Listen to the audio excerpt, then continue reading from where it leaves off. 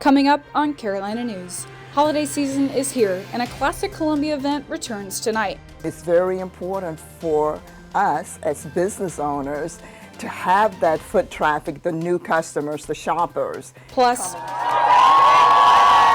Rivalry Week burns through USC's campus. We'll tell you about all the events roaring on. And driving in virtual reality, find out how a university is using new technology to make the roads safer. From the University of South Carolina, your news, your sports, your weather. Carolina News begins now. Hello and welcome to Carolina News. I'm Amanda Allen. Good afternoon. Thanks for joining us. I'm Austin McConnell. It's beginning to look a lot like Christmas in Columbia. The 40th annual Vista Lights is tonight, and our Chloe Finley is there right now to give you all the details. Chloe? Yeah, thanks guys. It's feeling pretty festive out here. I've got the newsroom snowman with me and I can almost smell the chestnuts roasting. But local businesses here in the Vista are actually smelling something a little bit greener. The wreaths are up and the barricades are coming out because Santa Claus is coming tonight. And these businesses have money on their Christmas lists. Fourth quarter, you kind of like, okay, I got to make it this month. Loretta is the owner of Imagine This Boutique. She says the holidays bring pivotal revenue to her business. A good bit of it does come during like November and December, so Vista Lights only add to that. Across the street, City Grits serving up sweet treats at a discount in an attempt to get people in the door tonight. I'm looking at it as more of an experience for people, especially first-timers, just to see what we're about. With roads being closed to vehicle traffic, Vista Lights provides an opportunity to get people into businesses that line the busy street. One thing that I feel like we struggle with here down in the Vista is just getting foot traffic in, is we don't have a lot of parking. To see a full list of businesses participating this year, you can visit vistacolumbia.com. The Vista Lights are from 6 to 10 p.m. tonight, and an expected 10,000 visitors will be in attendance. But there's quite a few roads that are going to be blocked off that you probably want to be made aware of. I have this map here for you can see. I've outlined them in some very festive Christmas trees. But Gervais Street from Assembly to Gadsden, Park Street from Lady to Senate, and Lincoln Street from Lady to Senate will all be closed. So be prepared for heavier traffic than usual in the surrounding areas. Live in the Vista, Newsroom Snowman and Chloe Finley. Thanks, Chloe. And if you're heading to Vista Lights tonight, you're going to need to know what to wear. Our Ellie Coleman is in the Weather Center with more. Ellie?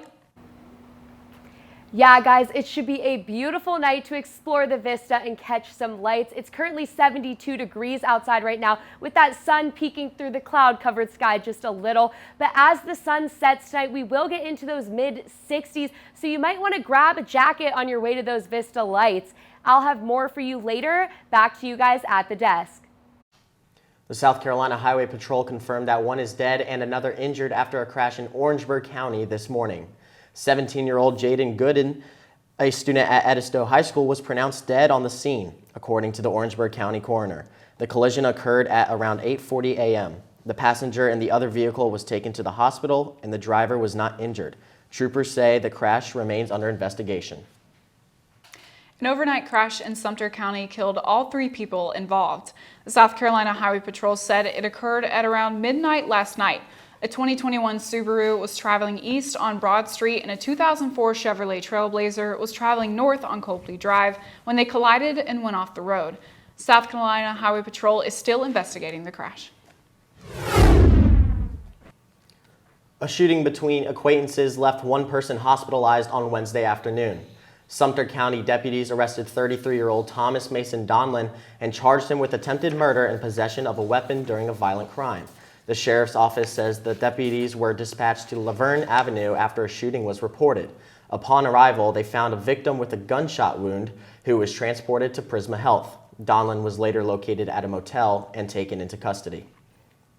Back here in Columbia, a petition has been launched today for anti-abortion group A Moment of Hope to cut ties with a man being accused of shooting someone at a Planned Parenthood. The alleged shooting occurred on Friday, where a man identified as a member of the group was seen pepper spraying and then shooting another man. The petition has collected nearly 200 signatures this far. As for the shooting, Columbia police have yet to identify the shooter. The CPD says that is an ongoing investigation and more updates will become available at an appropriate time.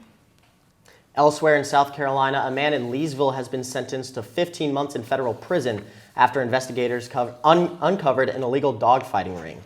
53-year-old Samuel Alexander Gray pled guilty to operating a dogfighting venture. The investigation began in September of 2023 when the police responded to a complaint about animals on Gray's property. Investigators discovered a large blood-stained fight pit, dog training items, and several dogs located on the property. Investigators say that multiple dogs were found to have injuries and scars. In total, 14 dogs were seized. A 76-year-old man has been arrested in a South Carolina cold case nearly 4 decades old. Beaufort County deputies say Cortez Sabino Lake is now charged with the 1987 murder of Margaret Schuler. Schuler was found dead in her apartment complex. Advances in DNA technology linked Lake to a blood trail investigators believe belonged to the killer. Lake lived in the same complex at the time. He was arrested Wednesday and is being held in the Beaufort County Detention Center. The South Carolina Department of Public Health is celebrating the Great American Smokeout today by raising awareness about the impact of smoking on diabetes. November is Diabetes Awareness Month, and nicotine, which is found in all tobacco products, causes insulin resistance, a key factor in developing or worsening type 2 diabetes. South Carolinians looking to quit can call the SC Tobacco Quit line for 24/7 quit support, regardless of healthcare coverage. One of the most anticipated events in South Carolina is quickly approaching, the Palmetto Bowl. Our Dakota Morris took to campus to find out what students really think about the iconic rivalry.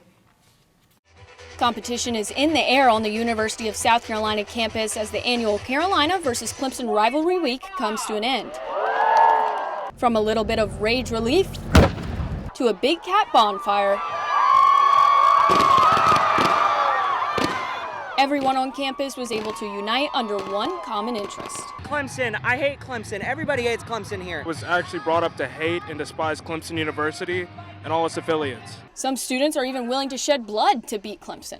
But even with all the love on campus, do students really believe the 3-7 Gamecocks can beat the Tigers? Expect the worst and hope for the best. South Carolina just needs to keep the mindset that it's not over until that final whistle blows. I mean, like, we've both been doing terrible, so you don't know. I hope we win. Most of this uncertainty stems from the lack of an offensive coordinator after the firing of Mike Shula. And according to head coach Shane Beamer, there won't be a new hire until after the game. Obviously, there's some coaching hires that have to happen, and that'll happen as quick as, I'm not going to rush it, but as soon as possible after the Clemson game.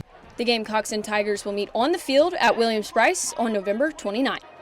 In Columbia, Dakota Morris, Carolina News. Dakota will continue to monitor the rivalry week matchup, bringing you full coverage after the game. Now, Austin, I know the hatred for Clemson runs deep in my blood. What about you? Oh, I couldn't agree more. I bleed garnet and black and not orange and purple like that campus up north of us. But moving to another campus, South Carolina State has implemented a new virtual reality program to train commercial truck drivers. The university's College of Engineering unveiled a commercial driver simulation lab that replicates traffic patterns, blind spots, and traffic lights. This allows for students as well as professional truck drivers to prepare for real-world scenarios in a controlled environment. Coming up after the break, see how students came together to pack thousands of meals for this holiday season. Stay with us.